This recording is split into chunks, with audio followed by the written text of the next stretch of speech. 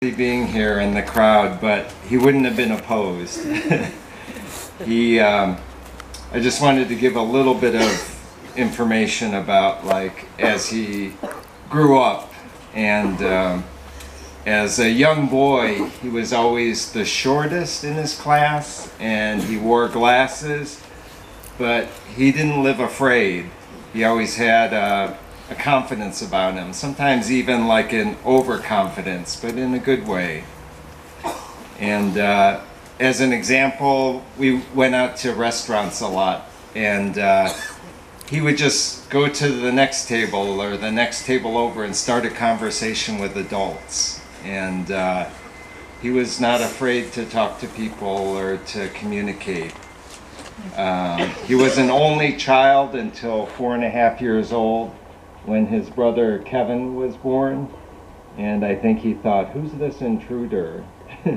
But he was happy as they grew up together. They were very close, and probably just the right blend of I'm the only one who can pick on my brother. Nobody else can. His confidence, I think, showed through in a lot of different areas, but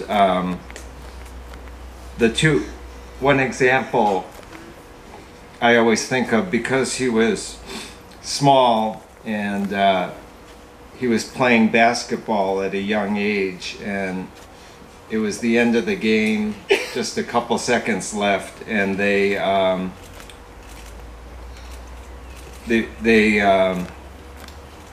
our team was behind by a point, and he got fouled at the end, and he couldn't hardly even make the ball to the basket.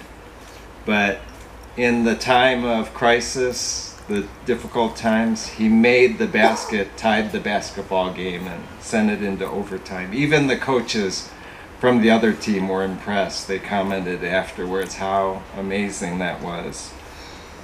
He took Taekwondo, martial arts, and the master nicknamed him Tiger because he was so unafraid to go in. And I think even during that time as a child, he developed his sense of humor. One of the coaches was a little overly serious and was trying to discipline, or a little bit angry, and said, "Do I have to sit you over here?" And Alex responded, "I guess so."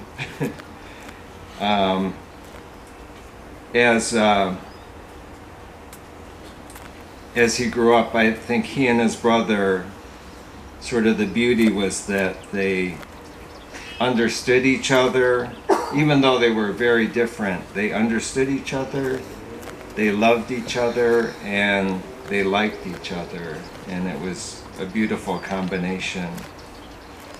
I think, like people have talked about on social media, just his kindness, his ability to make people comfortable, and as everybody spoke about, really shine through.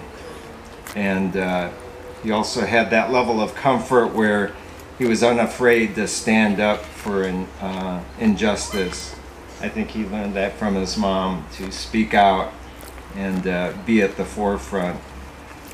I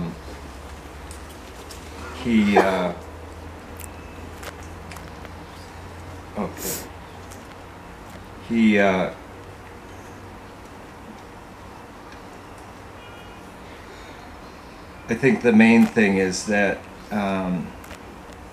in college, as he encountered some troubles, he could see that college wasn't going to be his thing.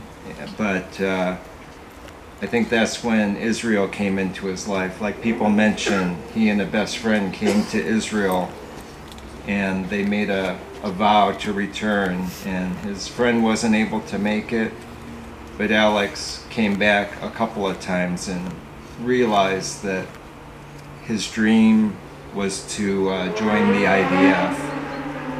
And I mean, it became his goal and his dream, and I think as he came here and served, and like people had mentioned, he came here alone. He really didn't have anybody here, but he was, like I said, unafraid to go forward and do what he believed was right. And when he made the IDF, I mean, it just opened up and encouraged him more. I know a lot of people have mentioned the smiles, and that's how we know Alex. And I mean, even as he tried out for the Special Forces, because of his age, he wasn't selected, but he was able to make it through the whole training process, which was an amazing accomplishment. I think in the end,